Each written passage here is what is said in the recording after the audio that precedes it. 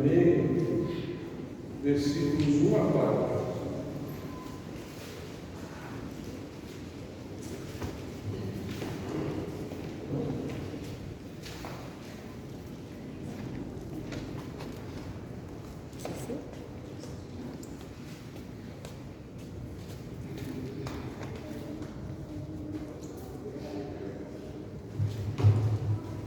Carta de Tiago, capítulo 1, versículos 1 a 4, diz o seguinte: Tiago, servo de Deus e do Senhor Jesus Cristo, às 12 tribos que se encontram na dispersão, saudações. Meus irmãos, têm por motivo de toda alegria o passardes por várias provações, sabendo que a provação da vossa fé, uma vez confirmada, produz perseverança. Ora, a perseverança deve ter ação completa, para que sejais perfeitos e íntegros, em nada deficientes. Oremos. Pai, ilumine o nosso entendimento, fala o nosso coração, use a minha vida com poder e graça para edificação nossa, honra e glória do teu nome. Ensina-nos, Deus, a suportar e vencer tantas e tantas provações que o Senhor preparou para confirmar a nossa fé. Assim te pedimos e te agradecemos no nome do Senhor Jesus. Amém. Amém. Podem se aceitar, irmãos. Depois que você se tornou cristão, a vida ficou mais fácil ou mais difícil? É mais fácil servir? Obrigado, irmãos. É mais fácil ser crente ou incrédulo? Eu creio que todos nós experimentamos muito mais provas, porque somos cristãos. E é para ser assim. É para ser assim. Quem anda na contramão desse mundo, quem anda ao lado do Senhor Jesus, vai ser odiado como ele foi. Ele mesmo avisou que era para a gente ficar feliz quando a gente fosse perseguido, injuriado, dissessem contra nós todas as coisas. E o apóstolo, na verdade Tiago, não o apóstolo, perdão, o Tiago apóstolo já tinha morrido quando essa carta foi escrita. Quem escreve essa carta é Tiago, meio-irmão de Jesus, filho de José e Maria, mas não gerado por Jesus na Virgem Maria, gerado na Maria por concepção do seu marido José. Tiago escreve essa carta para ensinar a igreja que passava por várias provações. Ele se apresenta de uma forma muito humilde, como deve ser a postura de todo aquele servo fiel do Senhor Jesus. Ele não se apresenta como sendo o meio-irmão de Jesus. Ele não diz: olha, quem está escrevendo aqui é o irmão do chefe, quem está escrevendo aqui é o irmão do dono. Não. Ele se apresenta como mais um servo de Jesus, mais um que reconhecia que Jesus era o Senhor. E ele se dirige às 12 tribos que se encontravam na dispersão. Isso nos dá a entender que ele escreve predominantemente para igrejas formadas a partir de judeus que, como Paulo, como os discípulos primeiros de Jesus, entenderam que todo o Antigo Testamento, a lei, os profetas, os salmos falavam de Jesus e que agora participam da natural evolução do judaísmo, tendo Jesus Cristo como seu Senhor. Isso não era sem provações, porque nem toda a família de judeu foi predominantemente, totalmente convertida ao Senhor Jesus. Alguns judeus se convertiam dentre famílias de judeus não convertidas e já experimentavam dentro de casa as suas provações.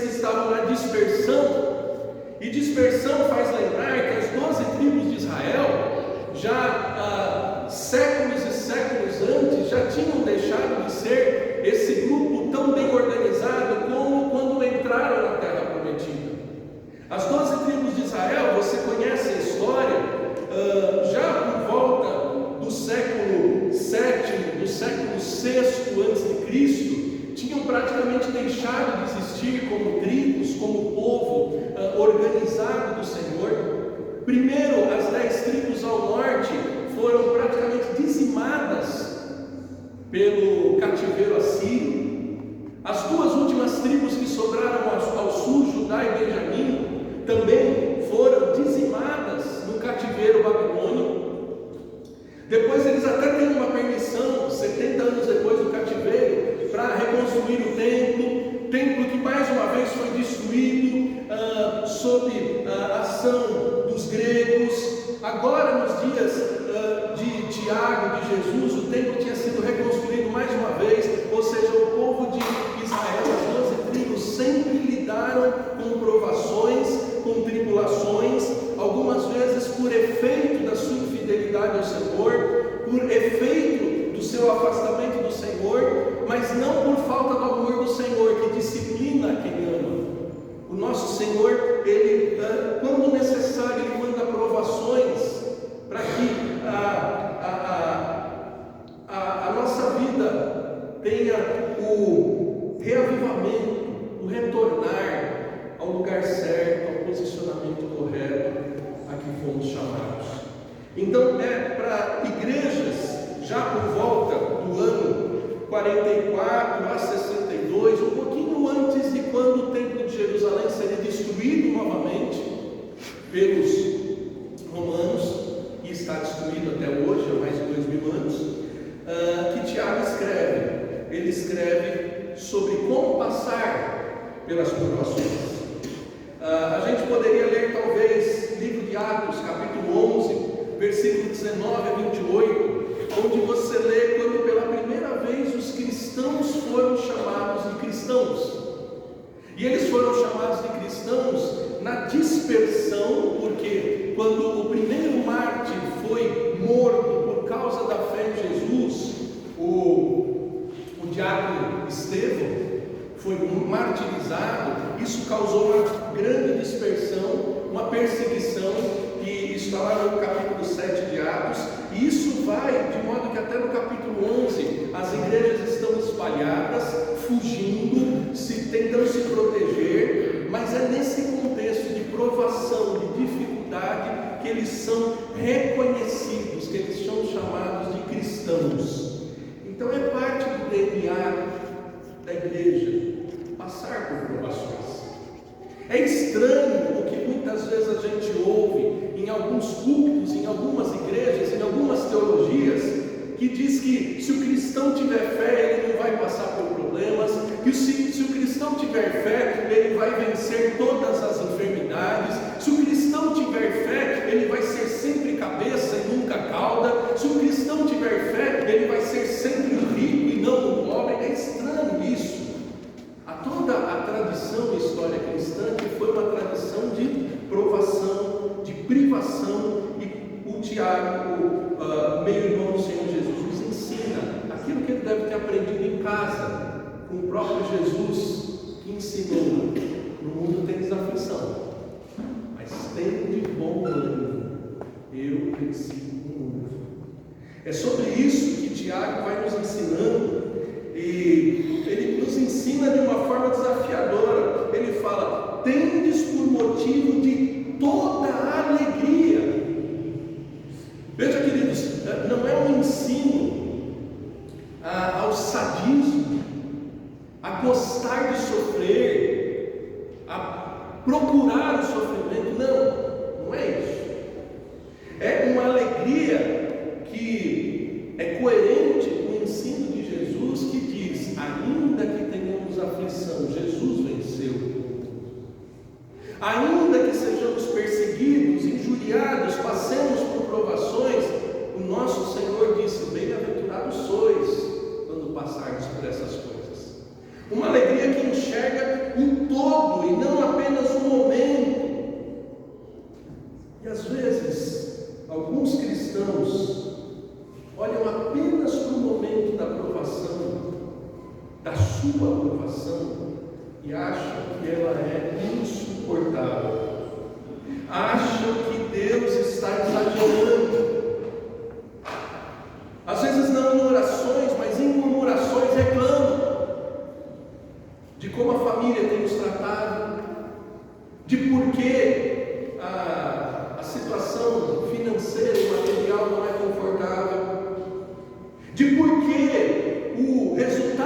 exame não foi o desejado, de por que o efeito do tratamento não está progredindo como as previsões mais promissoras. E muitos cristãos, diante de provações como essas, ficam desorientados, ficam desesperados, param de caminhar, abandonam a fé.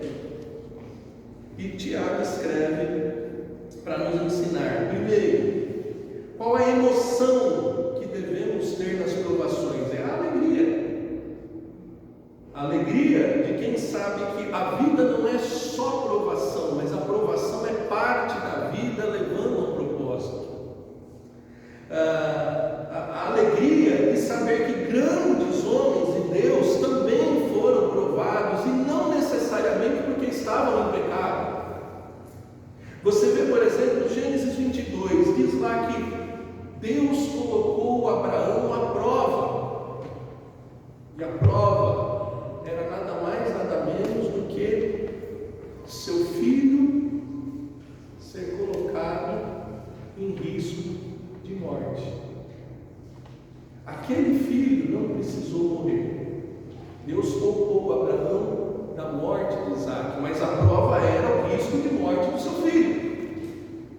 Quantos crentes passam por uma prova até mais difícil do que a de Abraão e têm que sepultar os seus filhos?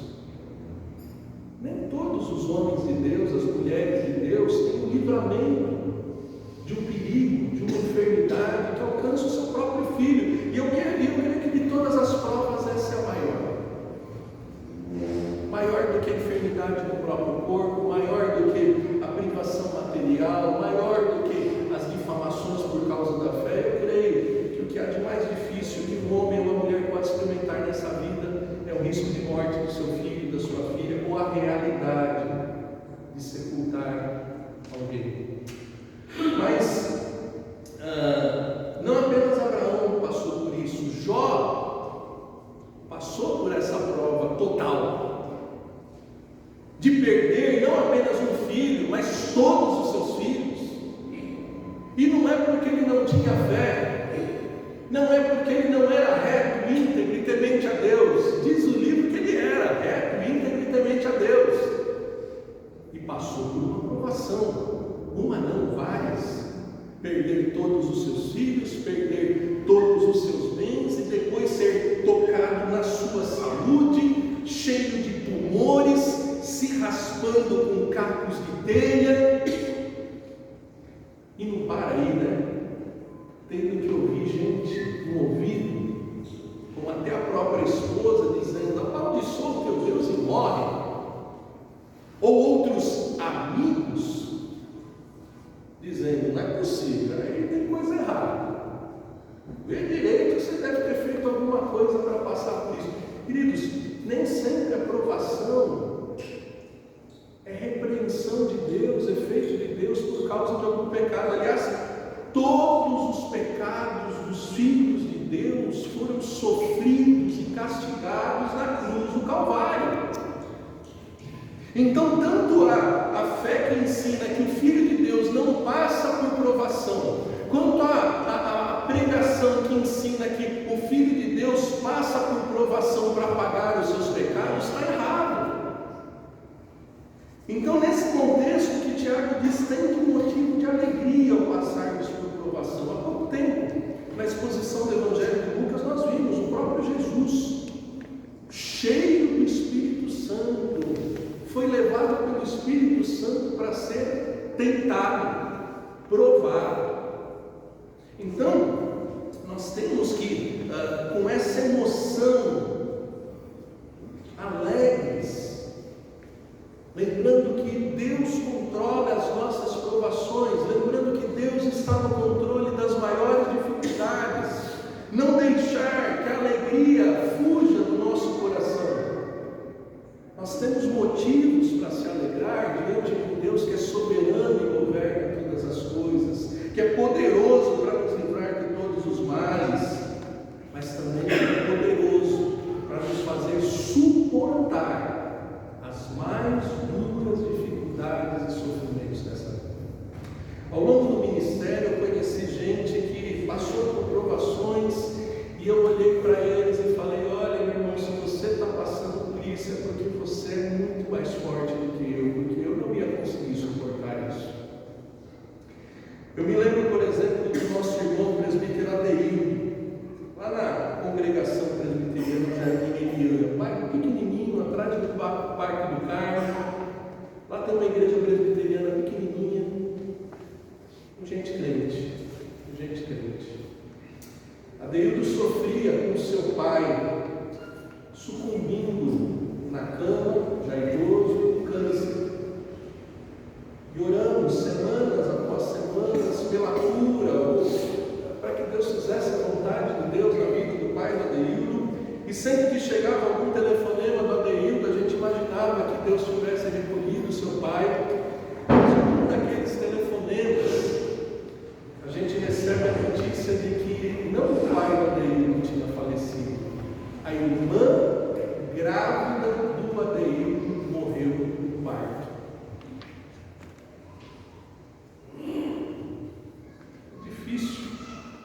É difícil acompanhar aquele irmão no hospital, passar a noite com ele ali, depois o ofício fúnebre, depois pregar no domingo. Isso foi numa sexta-feira, no sábado funeral, no domingo, dia do Senhor.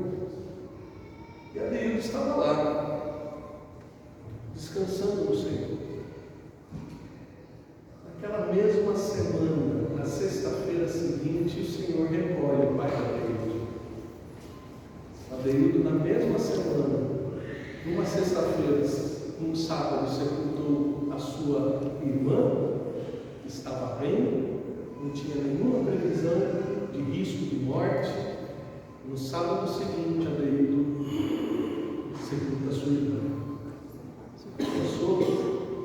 Uma família, e tem famílias que passam por isso, né? Recentemente o pastor Antônio Braga pediu jubilação. Ele disse: olha, eu preciso me afastar do pastorado, porque minha esposa perdeu 2 irmãos na mesma semana, mais um sobrinho que se suicidou. Mas veja, não é por isso que ele desistiu de servir ao Senhor. Eu conheço uma outra irmã que chegou na igreja. Eu era diácono ainda na igreja presbiteriana da Moca. Ela chega, eu estava de plantão na porta da igreja, e ela fala: eu vim nessa igreja pedir ajuda, porque eu ouvi falar que essa igreja ajuda. Eu tenho 4 filhos, a filha mais velha com 14 para 15 anos, eu estou desempregada, a luz da minha casa está cortada e o meu marido está preso. Eu vim aqui pedir ajuda. E a gente, na junta diaconal, mensalmente ia visitar a Maria, levar uma cesta básica. A igreja se organizou para pagar as contas de luz, mas às vezes não tinha cesta básica para entregar no dia combinado. Às vezes não dava para cumprir o combinado com a Maria. E nunca vi essa mulher murmurar ou reclamar. Nunca. Sempre com um sorriso sincero e sempre dizendo: Deus proverá, Deus é fiel. Então, queridos, quando o texto diz: tem-me por motivo de alegria o passar por várias provações, é porque é possível. É porque irmãos nossos no passado passaram, irmãos nossos no presente estão passando, e é porque a alegria do Senhor é a nossa força. E esse versículo, Neemias 8, capítulo 8, versículo 10, ele está num contexto que o povo de Deus, lendo a lei do Senhor, convencido dos seus pecados, começa a chorar desesperadamente, entendendo que a disciplina do Senhor estava sobre eles. Mas Deus levanta o profeta e diz: olha, para de chorar, hoje é dia de festa, a alegria do Senhor é a nossa força. Pastor, como é que eu posso me alegrar? Você pode se alegrar porque o Espírito do Senhor está sobre você. Nós vamos falar sobre isso à noite. E o fruto do Espírito é amor, alegria. Não diz que você vai ficar alegre se estiver bem empregado. Não diz que você vai ficar alegre se você estiver cheio de saúde. Não diz que você vai ficar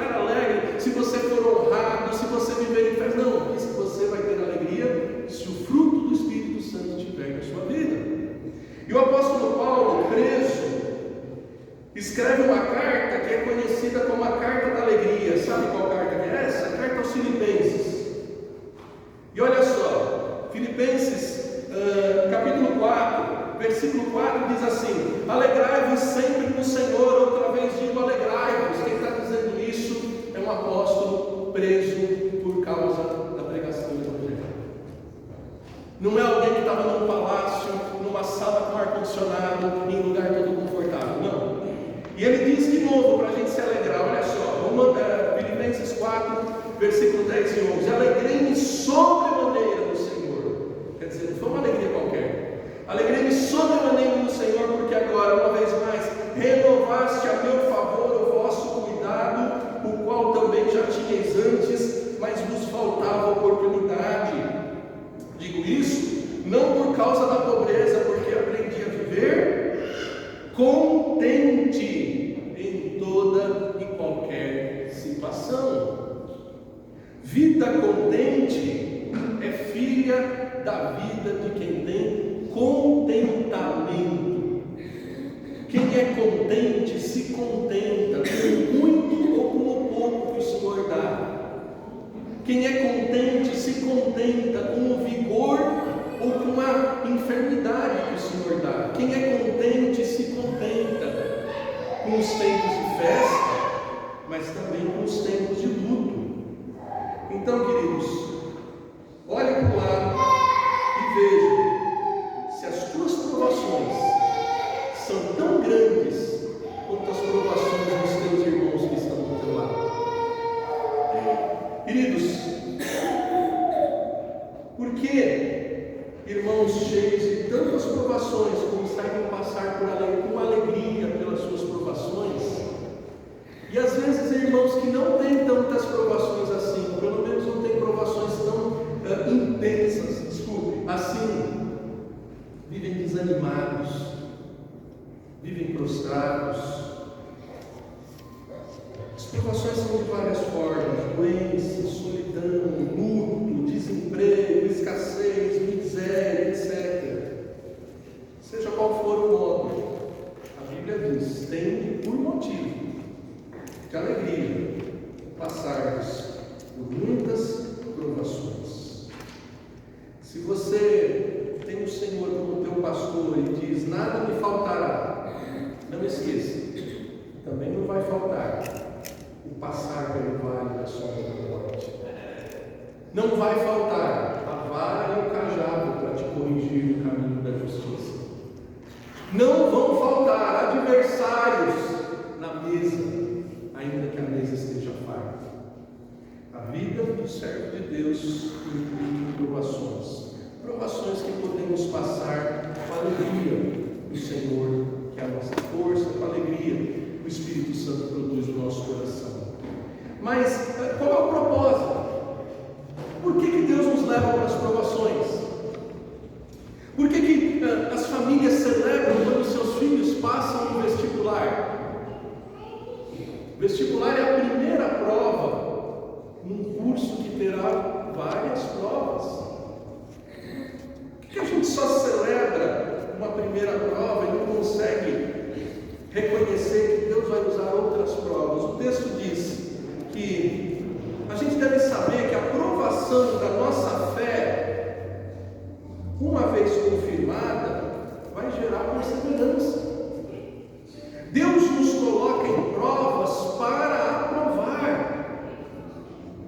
Se nós que somos maus sabemos dar boas dádivas aos nossos filhos, se nós que colocamos os nossos filhos nas escolas e não ficamos torcendo para eles repetirem de ano, não, nós matriculamos os nossos filhos na escola, na faculdade, para quê? Porque a gente quer celebrar com eles o dia da formatura, o dia que eles conseguem vencer todo o curso. Não é assim? Nós somos maus, nós somos pecadores, e o nosso Deus, Ele nos coloca nas provas para confirmar a nossa fé.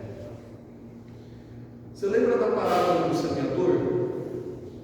Nem todo terreno que cai a semente da palavra de Deus é uma semente onde ela vai frutificar. Você lembra lá em Mateus 13:19 que teve gente que, ouvindo a mesma palavra de Deus, se comportou comportou como aqueles que estavam na beira do caminho, que rapidamente o diabo veio e roubou a palavra. Outros recebem a palavra, mas como se fosse um solo rochoso.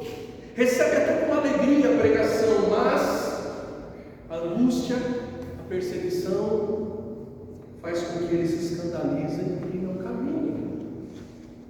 Diz lá o texto também, Mateus 3:22, que alguns recebem a palavra, mas são como que espinheiros, onde os cuidados do mundo, a fascinação das riquezas sufoca a palavra. Então, queridos, nem todos vencem as provas, mas Deus nos coloca em provas para que essa fé seja confirmada. A fé que vem pelo ouvir a palavra de Deus. Os que realmente têm essa fé, os que realmente são crentes, são como os da carta aos Hebreus. Leia comigo, capítulo 10, versículo 35 a 39.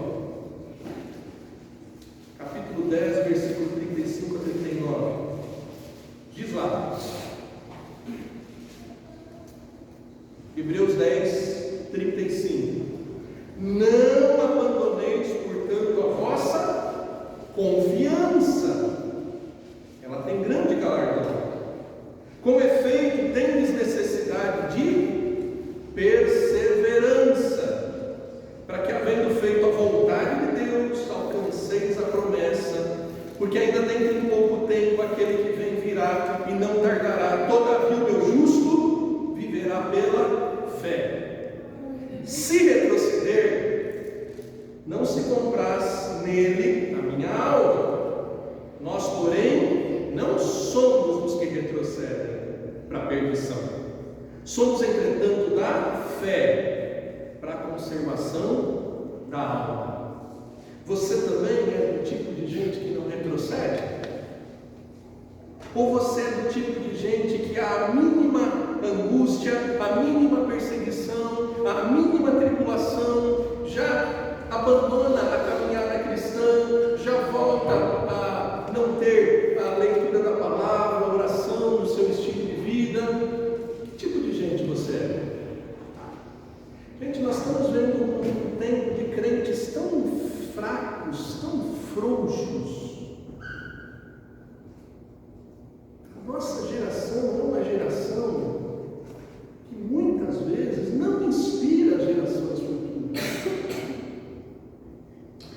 A continuidade do livro de Hebreus vai nos contar sobre homens de fé.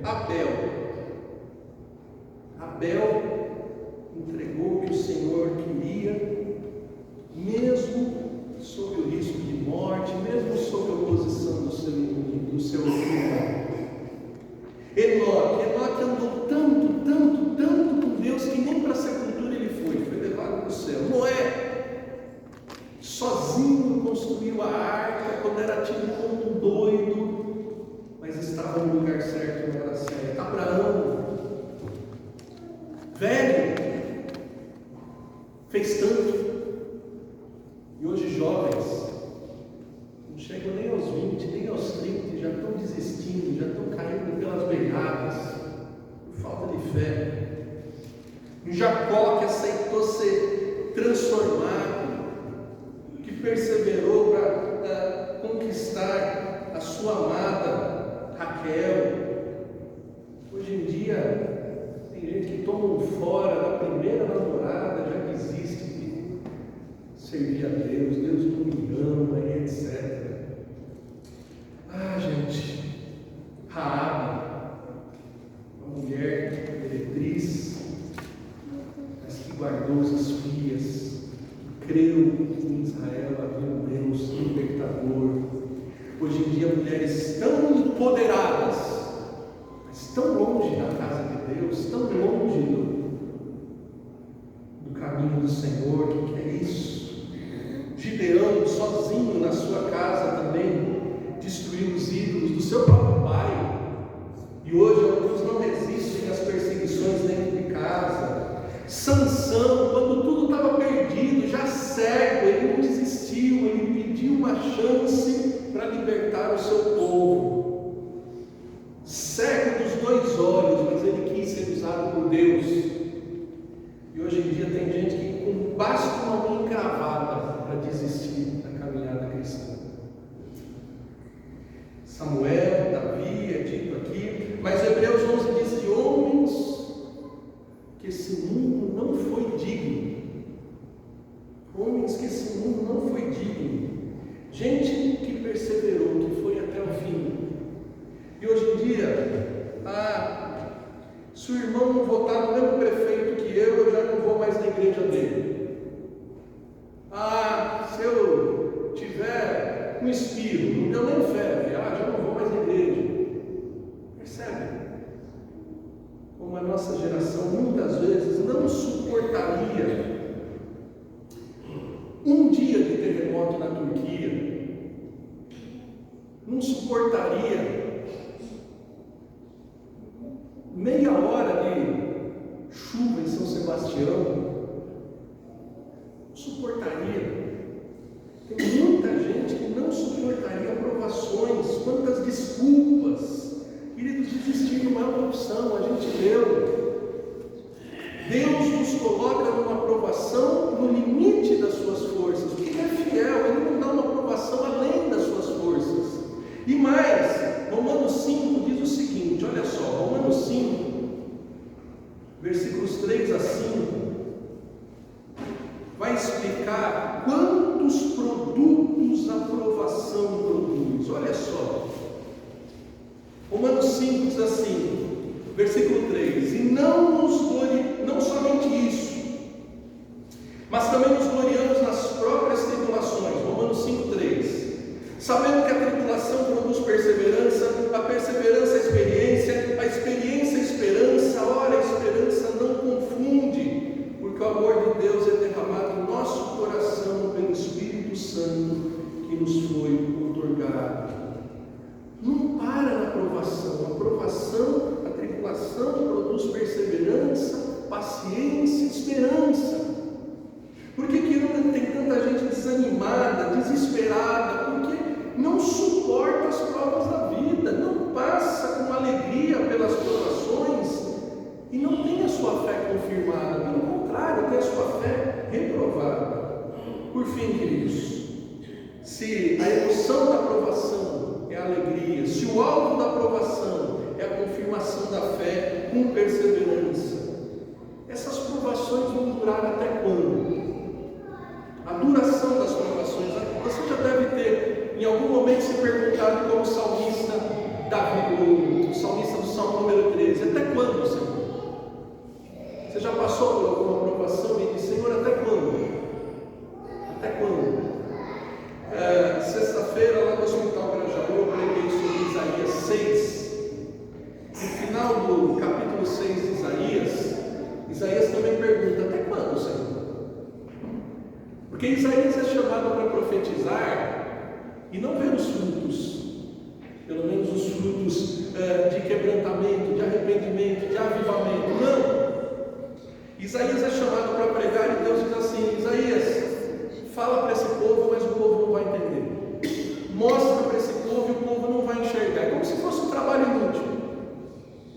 E Deus fala assim, Isaías fala assim, até quando, Senhor? E Deus fala assim, até que seja tudo assomado. Mas no finalzinho, Isaías 6,13, Deus diz assim, até que sobre o topo. O topo é a santa semente. A gente não pode andar pelo que os nossos olhos veem, nós temos que andar pelo que cremos. Porque muitas vezes os resultados da nossa fidelidade a Deus, o resultado da nossa perseverança a Deus, são desesperadores. Queridos, todos os apóstolos foram martirizados, e eles estavam perseverando, eles estavam fazendo a vontade de Deus.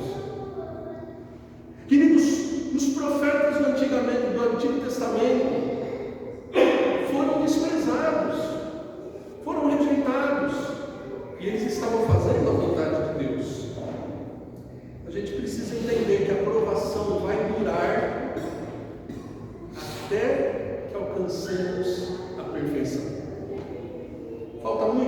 você ficar perfeito. Falta muito para você ficar igualzinho a Jesus Cristo. Então, até que você fique perfeito, sem marca, sem ruga, sem nenhuma mancha, teremos provações. Mas lembrando que Deus usa essas provações, como diz lá em Tiago, veja comigo, capítulo 1, versículo 4. Ora, a perseverança deve ter ação completa, para que sejais perfeitos, íntegros, em nada deficientes. Queridos, é preciso entender aonde Deus quer nos levar. O que Deus quer fazer com cada um de nós? Deus não quer nos deixar ricos, famosos, poderosos. Não. Se você se lembra, por exemplo, de Romanos capítulo 8, versículo 28, diz o quê? Todas as coisas cooperam para o bem dos que amam a Deus e são chamados com um propósito. Qual é o propósito? A maioria das pessoas passam para o versículo 28, mas o versículo 29 te faz entender que o propósito de Deus é fazer que a imagem do Filho seja formada em nós. E o versículo 30 mostra o plano todo. Diz que aos que predestinou, justificou, aos que justificou, chamou, e aos que chamou, glorificou. Enquanto eu e você não formos gloriosos, não estou falando que seremos deuses, mas seremos gloriosos, cheios de beleza, de perfeição, de qualidades, como Jesus Cristo é, não acabou o curso. Teremos provas, não chegou o dia da formatura. Eu fico às vezes abismado de encontrar irmãos que dizem assim: eu já aprendi tudo, eu já sei tudo. Está fazendo o que nessa terra então, que ainda não tem um par de asas e não está lá diante do trono de Deus cantando santo, santo, santo? Ninguém aqui alcançou essa perfeição, essa integridade. Nós ainda somos deficientes, nós ainda somos incompletos. Nós estamos dia a dia sendo mudados e moldados à imagem e semelhança do Senhor. E para isso Deus tem nos dado provações. Para isso Deus nos deu uma palavra, a qual estamos ouvindo, que é para nos levar à perfeição. O plano de Deus é que alcancemos essa perfeição.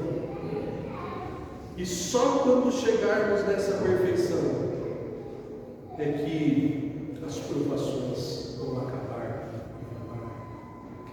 Eu quero encerrar essa mensagem lendo com você Filipenses, capítulo 3, versículos 13 e 17. Um homem extraordinário como o apóstolo Paulo, que recebeu a graça de escrever um terço do Novo Testamento. Um homem tão extraordinário que dá nome à nossa cidade, ao nosso estado. Homem que quando conheceu Jesus já era um doutor, já era um sábio, já era o melhor entre os seus. Mas olha só o que ele escreve. Filipenses 3, do 13 ao 17. Irmãos, quanto a mim, não julgo havê-lo alcançado, mas uma coisa eu faço. Esquecendo-me das coisas que para trás ficam e avançando para as que diante de mim estão, prossigo para o alto, para o prêmio da soberana vocação de Deus em Cristo Jesus. Todos, pois que somos perfeitos, tenhamos esse sentimento. E se porventura pensais de outro modo, também nisso Deus vos esclarecerá. Todavia, andemos de acordo com o que já alcançamos. Temos provações, a vida não é fácil, mas os crentes com a fé confirmada em Cristo Jesus perseveram nas provações. Tal perseverança nas provações vai até alcançar a perfeição. Saia daqui com 3 P's na sua mente: provação, perseverança, perfeição. Esse é o marco. Você está na provação, você deve perseverar até que você alcance a perfeição. Tende bom ânimo nas tribulações, alegria nas provações, pois perseverando chegaremos à perfeição. Que Deus nos faça obedecer a palavra que nos dá a perfeição, agora e sempre.